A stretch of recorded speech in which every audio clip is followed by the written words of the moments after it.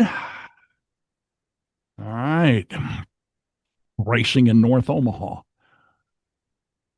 Places like Abbott Drive, McKinley Street, and up and down the big streets were popular with car racers for a long time. And in today's episode, Adam is going to explore the history of organizing racing in North Omaha, including long forgotten racetracks and more. That's what you're going to do, Adam. Steve, it's so exciting. It brings me all the way back to the Oldsmobile 442 that I had a chance to play in when I was in high school. And it brings me back to the stories that my older brother and his friends told about dragging on McKinley or down on Abbott. And a lot of people have those stories. One of the funnest times that I ever had, and I want to dedicate this episode to a man named Jerry. Jerry toured me around North Omaha last year from his perception, his perspective as a 92-year-old.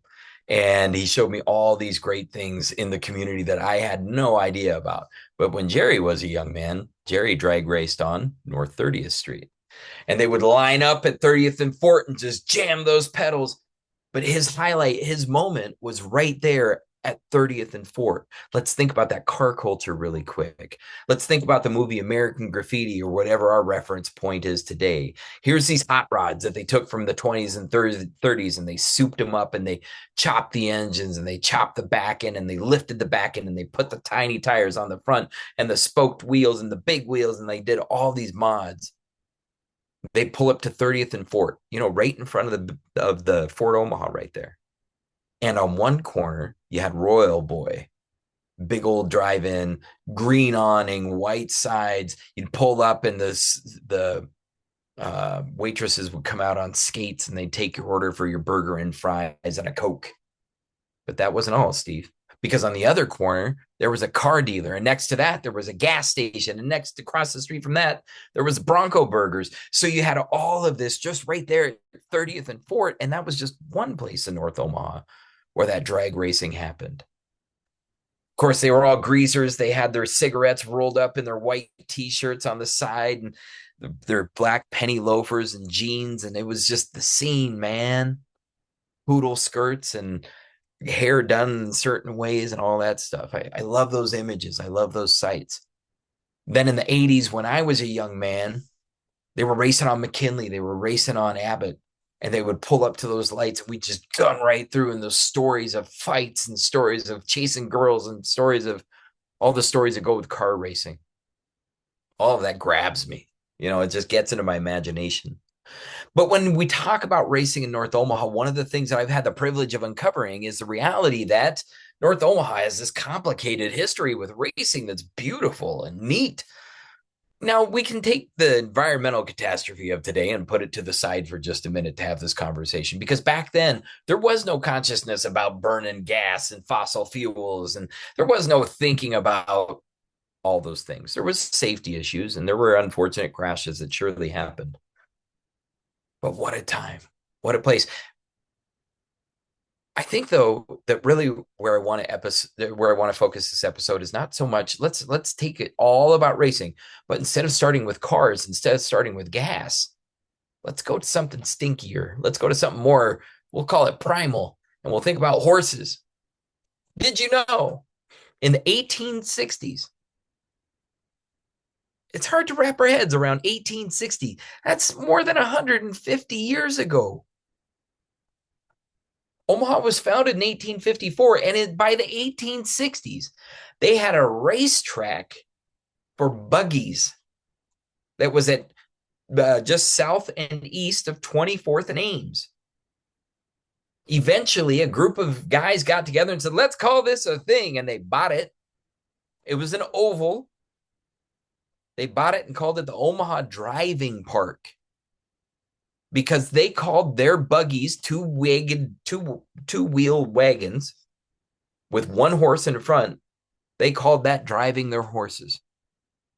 So the Omaha Driving Park from the 1860s all the way until the 1890s was the place for racing in Omaha.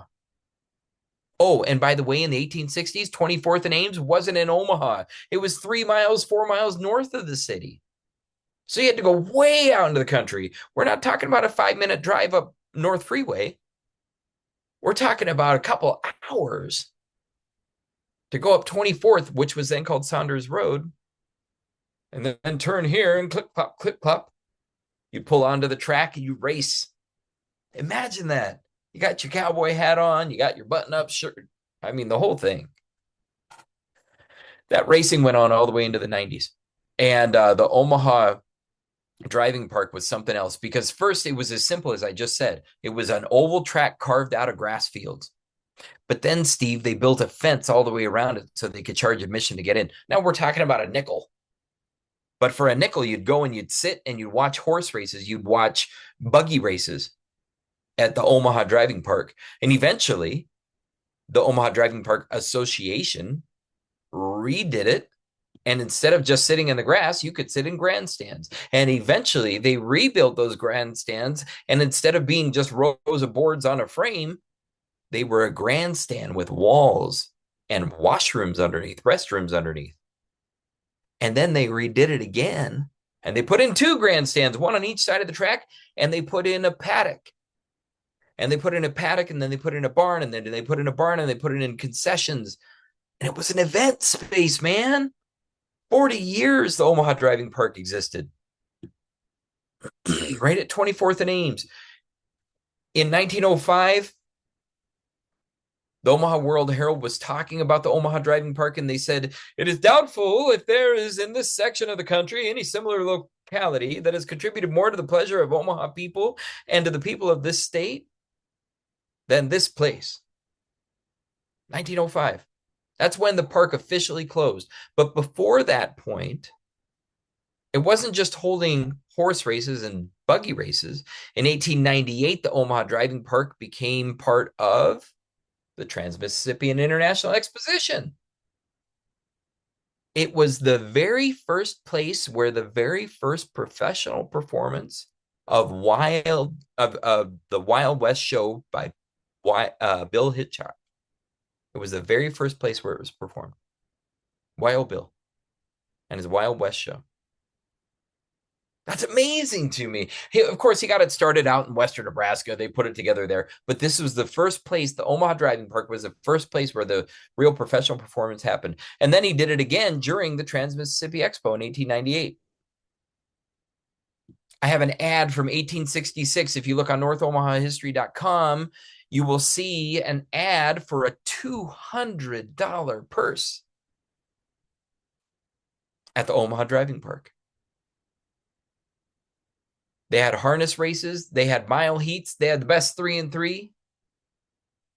They promoted it as a good day at a good park. So you can really wrap your head around what that looked like. The old town of Saratoga was right there. So you'd go and stay at the Saratoga Hotel. You might eat some bread from the local granary. You might eat at one of the restaurants that was right there. There were more than one hotel right there. If you want to see some maps of the old driving park, you can see them right there on my site. I show exactly where they were. Oh, the Nebraska State Fair was held at the Omaha Driving Park several years consecutively in the 1870s, 80s, and 90s. So it was a heck of a place right there in North Omaha, right at 24, right near 24th and Ames. It was actually closer down to, it was along commercial, what we call Commercial Avenue today. And it wasn't far from, at its peak, it went almost all the way from Florence Boulevard to North 16th Street. So it was a heck of a place. Lots going on, lots of buildings, lots of great. I actually have a historical photo of it right on NorthOmahaHistory.com. I can't say that enough. But that wasn't the only racing opportunity in North Omaha. You see, times changed. Things kept moving along.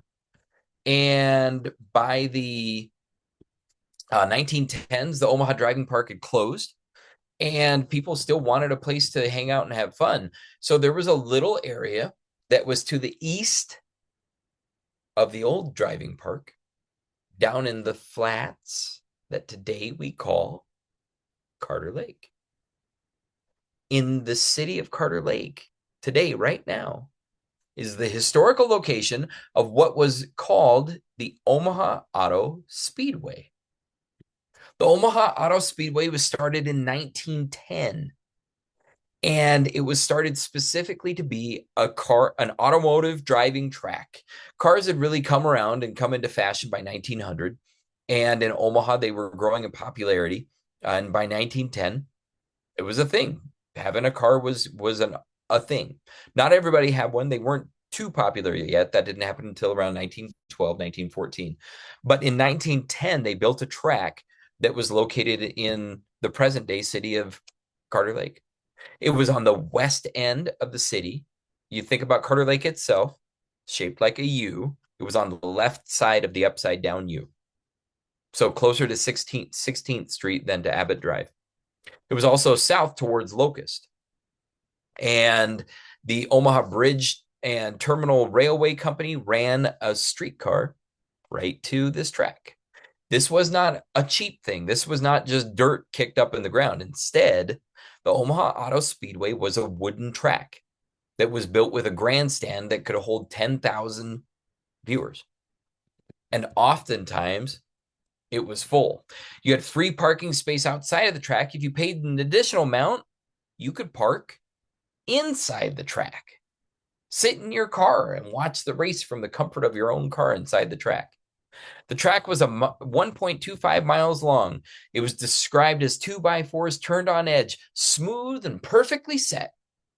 It had banked angles on every corner, 42-degree angles on every corner, and drivers could keep their throttles open on the entire track the whole time. Now, we're not talking about hundreds of miles an hour. We're talking about dozens of miles an hour, but all the same, the grandstand was almost 1,500 feet long. It had more than 200 box seats, and along the edge, 1,500 people could sit up close and really get what they called an unobstructed view.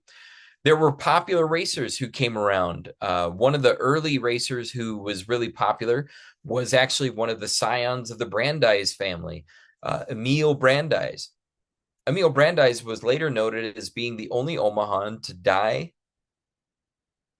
on the Titanic. But he was one of the early racers there at the Omaha Auto Speedway.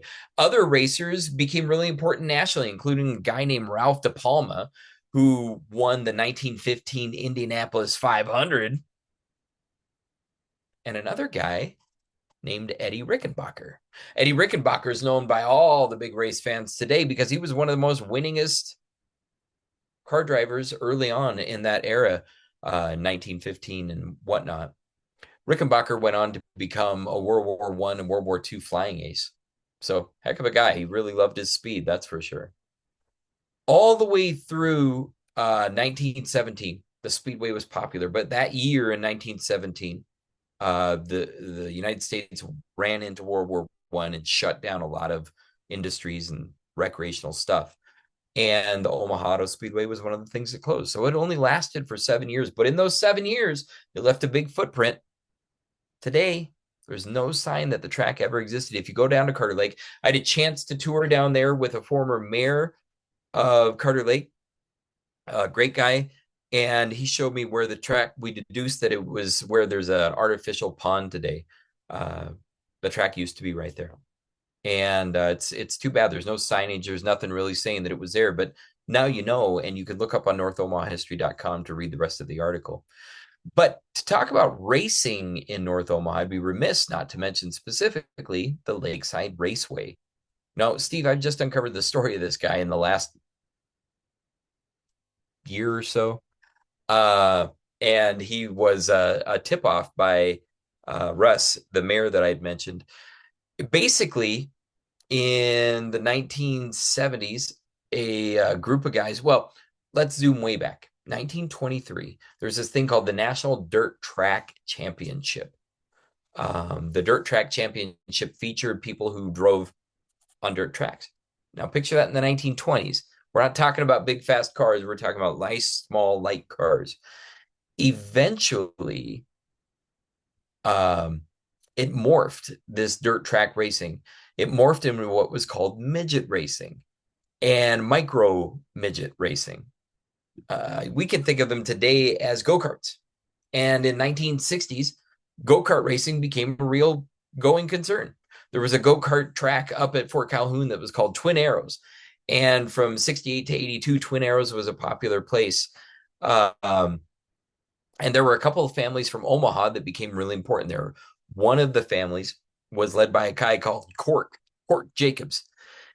Cork Jacobs was born in 1929 and died only in 2018. But him and his wife, Jean, basically they lived out at 58th and Bedford, right there in North Omaha. And he was a construction manager. That was his job in the world. But in the 1960s, Cork and his kid became micro midget car drivers. So they took these cars that were the size of go-karts, they put knobby tires on them. And in 68, right up in the World Herald said, Saturday nights, you'll find the Jacobs and several other families grease pit deep in modified midget auto racing at the new 1/8 of a mile twin arrow track northwest of Fort Calhoun.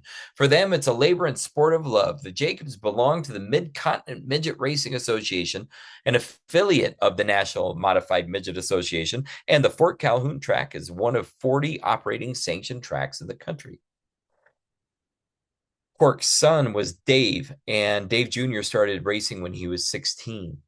But it wasn't enough for the Jacobs to race and take over that space. Eventually, they talked a pair of enthusiasts into opening up a track in Carter Lake. At the south end of the west arm of the lake, so down by Locust near Carter Lake Drive, they built an oval track.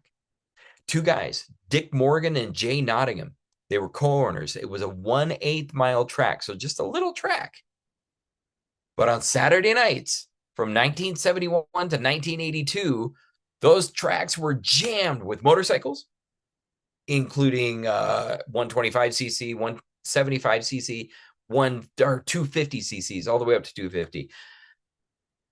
And along with that, there were the modified midgets. There were, a whole range of cars that cost between $500 and $4,000 to build, and they just went at it. In 1978, the newspaper said that the dirt track was 1/5 of a mile long. The location hosted the National Dirt Track Championship in July of 78, with about 100 cars scheduled to compete from all parts of the country.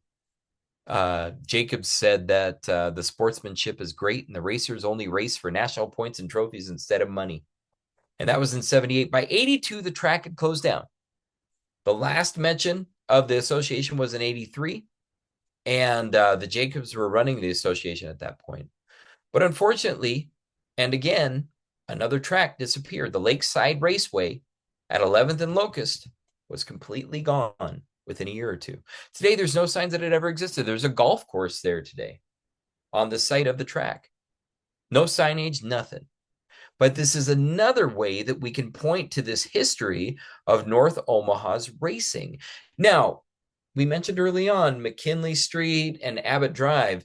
The reality is that the racing moved from those ovals, like the Omaha Driving Park, like the Omaha Speedway, like the Lakeside Racetrack, and it went towards drag strips. Car culture in North Omaha kept evolving.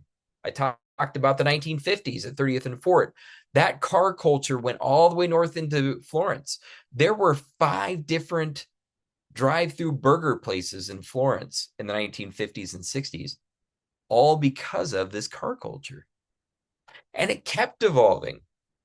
The legacy of racing keeps going on in Omaha today, and there's car clubs and enthusiast communities online and all kinds of different places, even without the old formal tracks. But we know that that racing culture includes an annual car show at Fort Omaha that's put on by the Historical Society and all kinds of neat things going on. So moving from the public streets, moving from the dedicated tracks, watching videos on YouTube, getting into all of these different ways that the history and the speed and the innovation and racing, it's important to see that North Omaha had a legacy in all of that for a long time. To learn more about all of these places, go to northomahahistory.com, type it in, and watch the great stuff that comes up, including photos, historical articles, and more, all waiting for you right now, northomahahistory.com. And that is a history of racing in North Omaha, Steve. Okay, and we will stop